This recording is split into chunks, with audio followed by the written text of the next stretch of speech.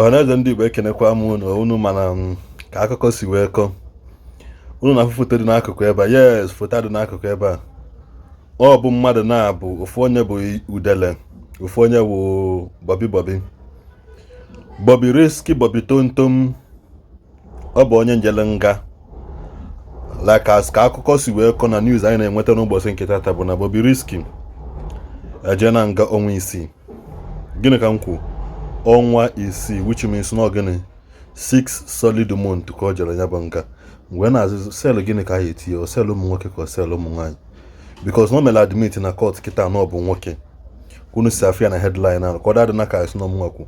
That headline si na Bobirisky na admit na court na gịnị me na ọ bụ nwoke, so which means a etinye na court ụmụ nwoke, because na ihe nji weta news a because na ihe le ya emegbu some women na-defend Bobirisky mgbe case a bido ha na-asị na after Bobirisky bụzi nwaanyị na ọ bụrụ ọzi nwoke.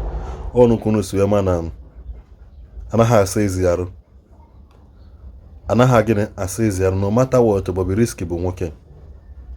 So ihe niile a na-abịa deceive na paparazzi online ihe le ya emegbucha ụmụ nwaanyị niile na-support ya na-asa after na ọ bụgo nwaanyị na ọ nwere ihe a ya eme ya, and people use him for promotion. Use her for promotion, which means na house girl ya the right mgbe that house girl okpota from from Cameroon ka o kpọtara gị ka ọ dị ebe the girl ji ebe agba ọsọ si na Bobirisky na-abịa adakpu ya. Bobirisky ka nwere amụ ọ na-abịa adakpu ya, so nye nwapụtakwa na ọ na-esikwa na afọ ọnụ ya na-eto na ọ na-eme shave na unu fụcha some news na-apụta na ihe dị ya na report mgbe ahụ si na Bobirisky na afọ ọnụ ya na-etozi na prison ebe ọ nọ. So unu afụgono ka ije nwoke si adị. Ọ na-ana nga ọnwa isii, which means May, June, July, August, September, October ka ọ ya apụta.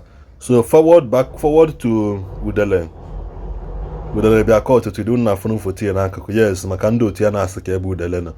Udele bịa court today wee na-achị feel nọ ya apụta today wee yi agbada white, mana ọ mara na aka ji ejisie ike na ọchị echere mmadụ ka ya achị gị. That's why nji wee na-eweta meseji ndị agwala mata ya si na ndị otu ya na iko onye ji maka ya eji wee mali ya, because na gwa m na mmadụ zagidere afa wee mechaa wee zaa onye chefuo ya echetali ya. So don't worry, all the things ọ tarnish image nwanne anyị nwoke bienu onye ndu, onye nwoke obi sarịsarị, nwoke that lay down the life of his parents for the betterment of Ndi Igbo, bụkwanụ Chief Dr. Nnamdi Kanu.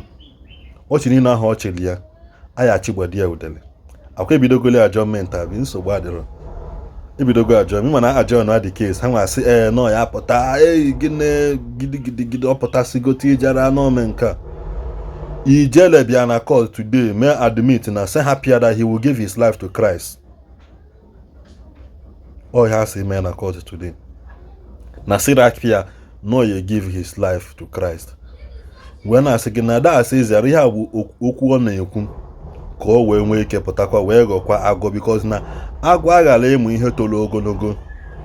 Akwa Nnamdi Kanu si senior 2 minutes na all the whole insecurity na-eme na Igbo ya pụta. Udele wepụta 2 minutes senior 2 minutes. Udele ịnaghị abụ ebo na again Christian no, ịnaghị abụ ebo na again Christian ya anọkwu. So mana for as it stands na-apịa gị adjournment na-asị ya no 18th of April ka anyị nọ April. Yes, April ka anọ 18th, which means ọka bụkwa ebe next week ka ọ ya abụkwa. So n'ọbụna osi na the next week Friday apịakwa ya adjournment ọzọ nọ na ghọta mata apịagidela adjournment luza October asa na-eme independent a na-apịa ya adjournment nke a kịta ọ bụ na ọnwa ọkụrụ ịmakwa na ịma na May a na-eme Children's Day na May. So ọ ya afịakwa na arụ Udele ịpụta ọzọ, because na iko onye ji ma gbe gịnị ka ya eji wee mali nwee na-asịka bikonu ịka na-asọpọtụ ekperima ahụ a na-akpọ mata agụ mata ya aseze ụbịam. Ịka na-asọpọtụ ya iko onye ji maka ya eji wee mali ya, because you cannot escape karma. One thing I love karma is that karma knows the address of every living being on earth. Karma knows the address. So mere n'izu ome n'ọnwa yotago.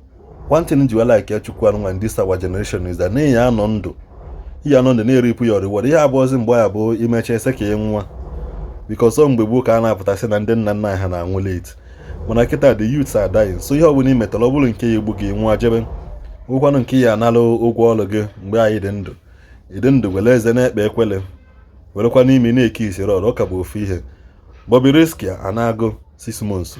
So by next week amalụ mgbe anyị afa ya udele. By next week I amalụ mgbe anyị afa ya udele. Ọ bụ na afa ya udele nke 1 year because Udele did not insult only one person. Udele kpali a whole community. The evidence is there against Udele is to the extent that na ajụrụ Udele si na ọgụ ọkwụli ihe ọsị yes ọ sign n'akwụkwọ. Today Udele amabeghị ihe ọ sign n'akwụkwọ. Today mụ na gị na-abụ na kịta Udele amabeghị ihe ọ sign n'akwụkwọ. Ma ya ma evidence ya nwanụ. Ma ya ma ọ sị na ọ pụta kịta na ọ ya eje kọtụ na ọ ya edegide akwụkwọ na o degide petition na ọ ya edede enu de ana de enu na ọ chọrọ ịnọ na akwụkwọ agwụgwụ. Agwa m unu mgbe asị unu na Udele decha akwụkwọ ya na ya apịagide ya adjournment la agụkpọ ihe niile ọ dị n'akwụkwọ. Bata na apịagidela adjournment gụkpọ ihe niile ọ dị n'akwụkwọ ewe si oke ewe bịazi wee bido review. Ebile time the more a na-eme review the more time na-aga. Ndị mana ọ bụrụ ọsọsọ aka na-akpụta ka enwe nke kpụta ya kọt ebe 2 kọt na-emechikwa n'ebe 4 nke beta ma ya emecha gịrịgịrị 4 eluo na ọnaba anụ. So another one bụkwa na by time ọ dechala nke ya ndị ọzọ ebe de nke ha because petition nọ n'isi Udele is over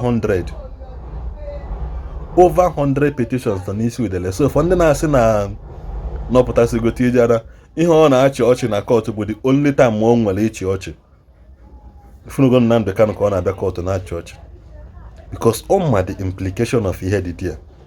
Until a grant agụ bail sue ya stamp gbim a cross wa gate kọtụ cross apụta ezigbo moto na alụ na be gị mgbe ahụ maka ịdịgo free.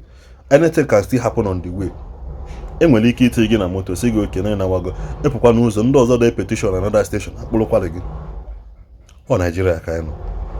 Mana let it be in the mind and the subconsciousness of one na support ihe ọjọọ to every living being support ihe ọjọọ Udele me onye ọbụla ya nala ụgwọ ọlụ ọkwọ n'ogo ndụ na-afụ nke na you cannot escape your own.